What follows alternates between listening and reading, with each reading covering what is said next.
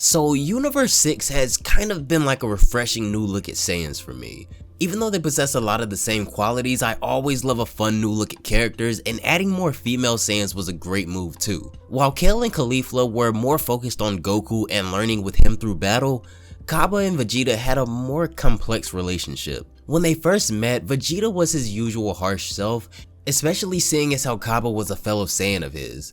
This disappointment didn't sit well with the Universe 6 Saiyan. Upon further training by the Universe 7 Saiyans, however, the trio of Saiyans from Universe 6 went far beyond what they ever thought their limits would be, and this brings us to Dragon Ball Super EX. When we last left off, Bleep, the son of Frieza, who is after the Dragon Balls in Universe 6, is confronted by the fusion of Vegeta and Goku, Gogeta.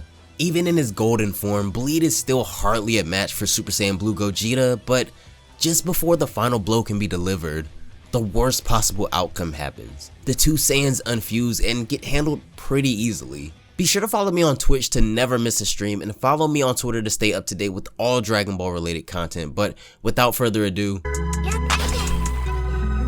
I got swords on my back, tell my ride back. Ninjas with me, niggas, going stars at these bitches. Eating ramen noodles in the hood with my niggas.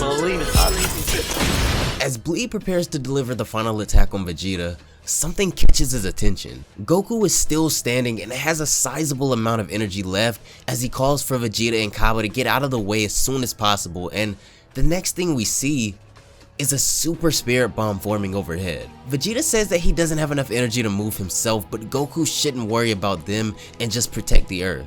Noticing Goku's hesitation, Bleep laughs at Goku being too worried about his friends to finish business, so he says that if Goku is too scared to make a move, then he will, and he sends a huge blast directly at Goku. Realizing there's no more time to charge up the spirit bomb, Goku just sends it flying towards Bleep, even though he's still in the vicinity of Vegeta and Cabba. With his attack being no match for the spirit bomb, Bleep decides to instead evade the attack that's still headed straight towards them. Cabba pretty much accepts defeat as he can't do anything, but Goku tells him that this huge mass of energy is all from his people and he has to push it towards Bleep. Cabba doesn't believe he has any chance to do something like this, but Goku assures him that he can and that he's the protector of Earth, so he has to.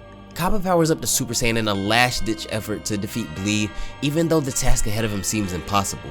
As the spirit bomb comes in contact with him, Cabba struggles to get it to move, so he kicks it up a notch and transforms into a Super Saiyan 2, which gives him just enough power to be able to redirect the spirit bomb in the direction of Bleep.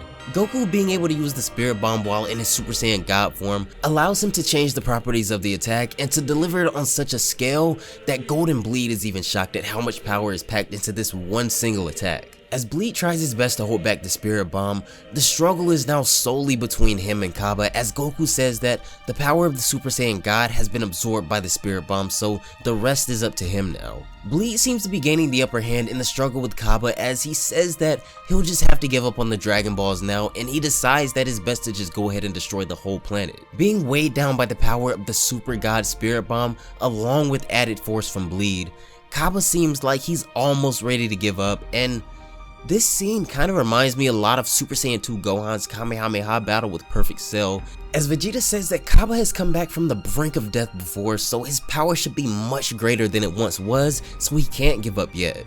Vegeta tells him to think of all of his comrades that were killed in cold blood, to remember his anger and to draw the power that he needs from the pride of being a Saiyan. And then, it happens. Cabba finally snaps and an abundance of power takes over him as we see his hair start to extend in a very familiar way and his eyebrows disappear. In this very moment, Cabba ascends past his limits and Super Saiyan 3 Cabba is born.